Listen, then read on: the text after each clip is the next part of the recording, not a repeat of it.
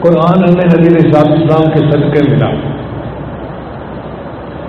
اور جس رات سے قرآن عطا کیا گیا اس کا نام ہے لیلۃ القدر، قدر والی رات، عزت والی رات۔ قدر کے مفسرین نے کئی معنی بیان کیے ہیں۔ ایک تو یہ کہ اس رات میں قضاء و قدر کے فیصلے ہوتے ہیں کہ آنے والے سال میں کس بندے کو کتنا رزق ملنا ہے،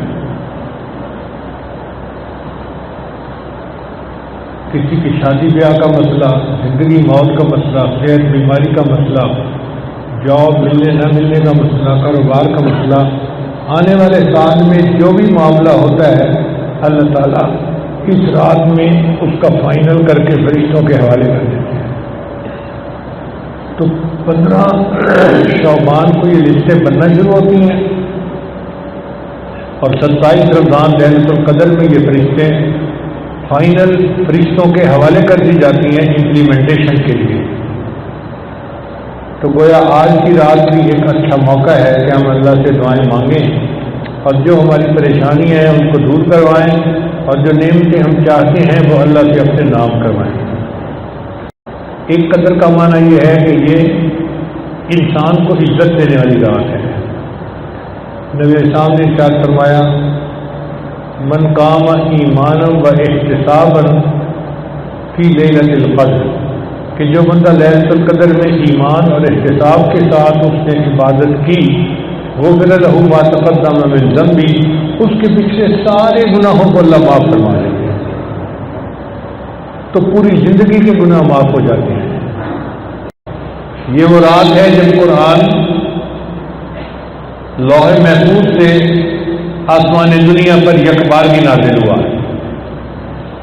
نازل ہونے کے دو طریقے ہیں، ایک کو کہتے ہیں انزال، ایک دم میں نازل ہو جانا، اور ایک ہوتا ہے تنزیل، آہستہ آہستہ نازل ہونا۔ چنانچہ جو انزال تھا وہ ہوا لیلۃ القدر کی رات۔ قرآن مجید لوح محفوظ سے آسمان دنیا پر نازل اللہ نے فرما دیا انا انزلناہ فی لیلۃ القدر۔ قدر کی رات تھی، عظمت والی رات تھی، شان والی رات تھی، جب اللہ نے آسمان دنیا پر اس کو نازل کر دیا۔ پھر آسمان دنیا سے آگے نبی اسلام پر یہ قرآن مجید 23 سال کے عرصے میں موقع بموقع اترتا رہا جیسے اللہ نے چاہا۔ اب یہ رات جو ہے یہ عظیم رات بن گئی۔ اللہ فرماتے ہیں ما ادراک ما لیلۃ القدر، تو کیا جانے کہ یہ قدر والی رات کون سی ہے؟ آگے فرمایا لیلۃ القدر خیر من الف شہر، یہ جو لیلۃ القدر ہے یہ تو 1000 مہینوں کی عبادت سے زیادہ بہتر ہے۔